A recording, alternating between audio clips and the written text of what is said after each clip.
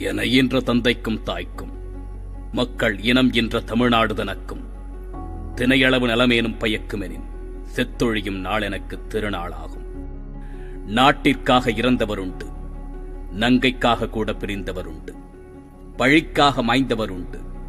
ஆனால் மொழிக்காக மரணித்தான் என்றால் அது தமிழனாகவும் தமிழுக்காகவுமே என்று நாம் தலைநிமிர்த்தி கூற முடியும். இது வெறும் வார்த்தை மொழி அல்ல, வர்த்தக மொழி அல்ல. இது அறத்தின் மொழி, குணத்தின் மொழி, நேர்மையின் மொழி. இது வாழ்வியல் நெறி சொன்ன மொழி. தமிழை என் உயிரென்பேன் கண்டீர், உயிரை உணர்வை வளர்ப்பது தமிழே என்ற சொல்லிற்கு உரிய மொழி. எந்த ஒரு மொழியும் உயிரை வளர்க்காது, உணர்வை ஊட்டாது. எம் மொழியாம் செம்மொழி உயிருக்கு உணர்வூட்டும், உடலுக்கு உரமேற்றும். வீரம், மானம், காதல் என்பதை கருவில் வளர்க்கும் மொழி. எம் மொழி கற்றவர் எவரும் முறைகெட்டுப் போனதில்லை. எம் மொழி கண்டவர் பலரும் இதை தன் மொழி எனக் கண்டனர். 2000 ஆண்டுகளுக்கு முன்பு முப்பால் கண்டது, 3000 ஆண்டுகளுக்கு முன்பே இலக்கணம் கொண்டது, 4000 ஆண்டுகளுக்கு முந்தைய நாகரிகம் கொண்டது. வெறும் மொழி அல்ல, இது வெறும் ஒலி அல்ல, இது ஒரு நாகரிகம். தமிழ் எனது நாகரிகம், தமிழ் எனது பண்பாடு, தமிழ் எனது கலாச்சாரம், தமிழே எனது வாழ்வியல். இது அறம் சொல்லி மரம் சொல்லி உரம் தந்த மொழி, அகம் சொல்லி புறம் சொல்லி எம் தரம் காத்த மொழி. ஆனால் இன்று எங்கு போனது? எங்கே தொலைந்தது? மறந்து போனதா, இல்லை இறந்து போனதா? தமிழ் எங்கே? தமிழன் எங்கே? என் வாழ்வியல் நெறிமுறைகள் எங்கே? இன்று அகிலம் ஆளும் மொழிகளுக்கெல்லாம் அரிச்சுவடி தெரியாத காலத்திலே எம் மொழிக்கு இலக்கணம் கண்டு இலக்கியம் தந்த எம் குலம் எங்கே?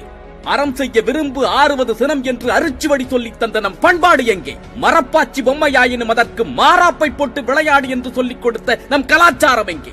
ஆங்கிலம் தான் சிறந்தது, ஆங்கில கல்வியே உயர்ந்தது என்று தமிழன் ஏற்றுக்கொண்டானோ அந்த புள்ளியில் தொலைந்து போனது நம் பாரம்பரியம். அதில் இருட்டடைப்பு செய்யப்பட்டது நமது வாழ்வியல். என்று மடியும் எங்கள் அடிமையின் மோகம் என்று கூறியது போன்று அடிமைத்தனத்தில் மோகம் கொண்டு, ஆங்கில நாகரிகத்தில் மோகம் கொண்டு தன் சுயத்தை இழந்து சூரியமாகி நிற்கின்றான். இப்பொழுது புரிகிறதா? மொழி என்பது வெறும் கல்வி அல்ல, அது உன் கலாச்சாரத்தை புரட்டி போடும் வல்லமை வாய்ந்தது என்று. வள்ளுவம் எங்கள் வாய்மொழியாகும், பன்மொழி எங்கள் படிப்பினையாகும் என்ற முழக்கத்திற்கு சொந்தக்காரர்கள் நாம். அவன் கல்வியை தந்து உன் கலாச்சாரத்தை மாற்றி உன் சிந்தனையில் சீழ்பிடிக்க வைத்து விட்டான். அவன் மொழி கற்பித்தான், அவன் உணவை உண்பித்தான், அவன் வழியை திணித்து விட்டான். அவன் தந்த முட்டை கோழியாகும், ஆனால் அக்கோழி முட்டையிடாது. அவன் தரும் விதையில் தக்காளி வரும், ஆனால் அதில் விதை இருக்காது. அவன் தரும் விதையால் திராட்சை வரும், ஆனால் உன்னால் அதை கொண்டு விதைக்க முடியாது. அவன் தரும் மாடு உனக்கு பால் தரும், ஆனால் அது சினையாவதற்கு அவன்தான் ஊசி தருவான். முட்டையில் தொடங்கி விதையில் வளர்ந்து மாட்டில் நிற்கின்றது அவன் அரங்கேற்றிய திட்டம். நாளை உன்னில் நிற்கும். மாட்டிற்கு மாத்திரமல்ல ஊசி, உன் மனைவிக்கும் தயாராகி கொண்டிருக்கிறது. வேடிக்கை பார்க்க தயாரா அல்லது உன் வீரியத்தை காக்க தயாரா? இதுவரை நீ கற்றது கல்வி அல்ல, இதுவரை நீ வாழ்ந்தது வாழ்க்கை அல்ல, இதுவரை கொண்டது உன் கலாச்சாரம் அல்ல.